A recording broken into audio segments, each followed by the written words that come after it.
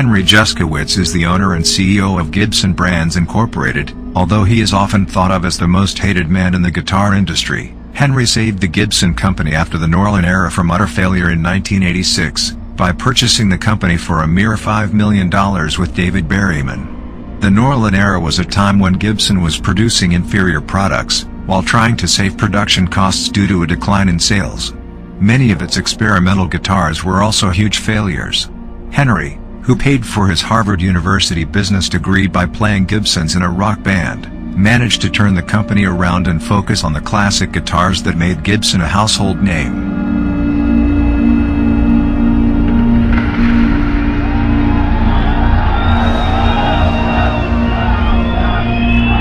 After 32 years of ownership, Gibson is once again facing hard times, racking up $500 million in debt. $375 million is due to bonds Gibson sold to raise money to purchase other companies. Now Henry Juszkiewicz, the once golden boy, is the leader of a sinking ship, and quite possibly on his way out as CEO of Gibson Brands. The question is, how did this happen to one of America's oldest guitar brands, with over a century of making high-quality instruments? What are the decisions Henry made that hurt this brand? I could definitely give politicians some hints. Having faced some issues. Sometimes getting political can have its downsides. Gibson has often been referred to as a union buster, after it moved its USA factory from Kalamazoo, Michigan to Tennessee, a right-to-work state. Much of its competition, like Fender, Taylor, and Martin guitars, are located in pro-union states. Gibson has also donated thousands of dollars to various Republican political candidates, possibly making them a target for environmental groups that support mainly Democratic ideals and conservation of wood. According to Bill Frez at Forbes magazine, Gibson's very success made it a fat target for federal prosecutors, whom Juszkiewicz alleges were operating at the behest of lumber unions and environmental pressure groups, seeking to kill the market for lumber imports. This case was not about conservation, he says. It was basically protectionism. 2 months before the raid, lobbyists slipped some arcane supply chain reporting provisions into an extension of the Lacey Act of 1900, that changed the technical definition of fingerboard blanks, which are illegal to import.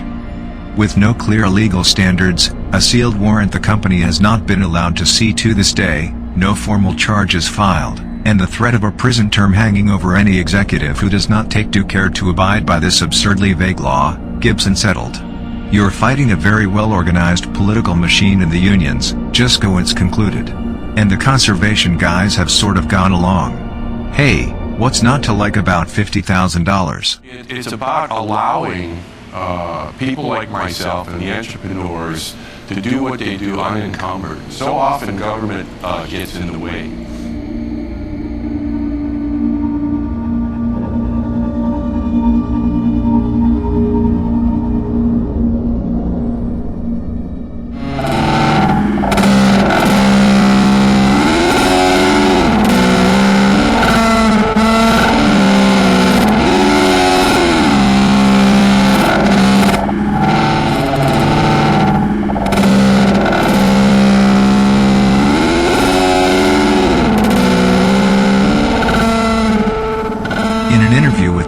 Magazine. Henry said Gibson has long protected their sales partners by refusing to have an online store, although he predicted that would almost certainly change.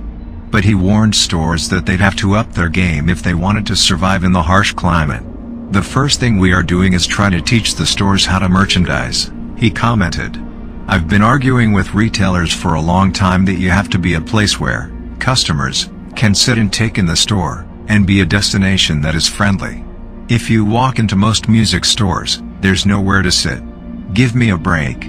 Most stores aren't comfortable places. They put all of these guitars on the wall, and they put the best ones out of reach. Because you might steal one?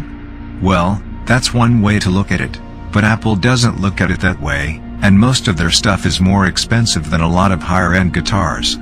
Their products are just out on tables for everyone to pick up and look at, and while they have some theft protection, it's not like they have a security force in each store. We just have the whole thing wrong. If you want customers, you have to be nice to them, and give them a place where they are comfortable."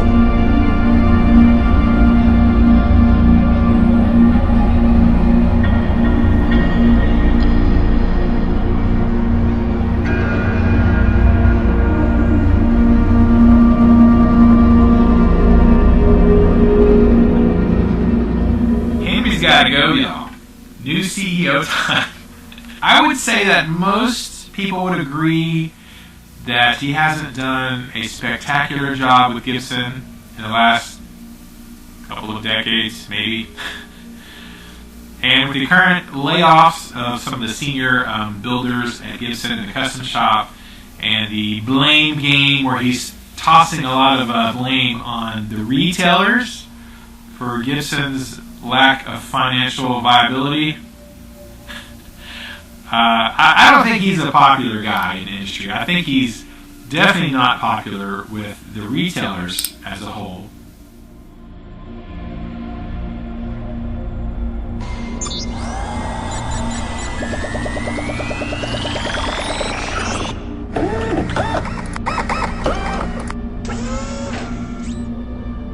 One of the more odd decisions that Henry made during his leadership role at Gibson was to incorporate the beauty of an electric guitar with a noisy robot. Guitar companies are usually not fans of the digital music wave that is sweeping the country, and adding robotic tuners to arguably a perfect instrument is quite an unusual combination. Some guitarists, like Mitch Merritt, thought the idea was great, allowing a musician to switch tunings on the fly. But others thought the idea was an unnecessary $800 addition to an already expensive guitar. If you can afford a $2,000 guitar, chances are, you can tune it pretty well. But the worst part of this fiasco came when the tuners started breaking, leaving customers furious.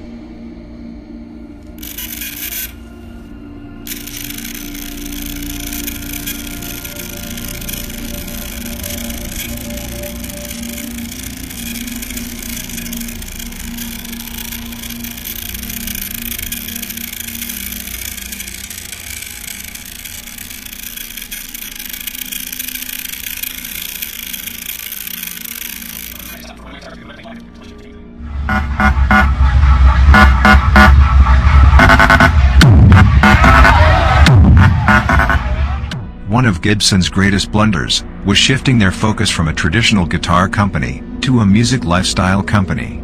Henry is quoted as saying he wanted to become the Nike of the music industry. This lofty dream would set back Gibson $375 million in bonds, which they must pay back to the bondholders. Add another credit, and now you have a company filing for bankruptcy with $500 million in debt. So what did Gibson spend all of this money on? Speaker companies, home audio companies, and music software companies. Some of the notable ones Gibson bought were Philips for $135 million, Onkyo for $51.8 million, and Teak for $52 million.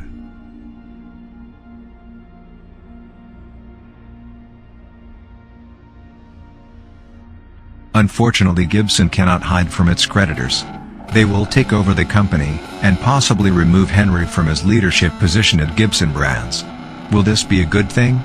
Will we once again thank Henry for ushering Gibson into another era of profitability, like he did after the Norlin era, by forcing the company to reorganize and get back on track? After all, it is not a lifestyle company. It is a guitar company. And Henry made all of the investors and creditors realize that.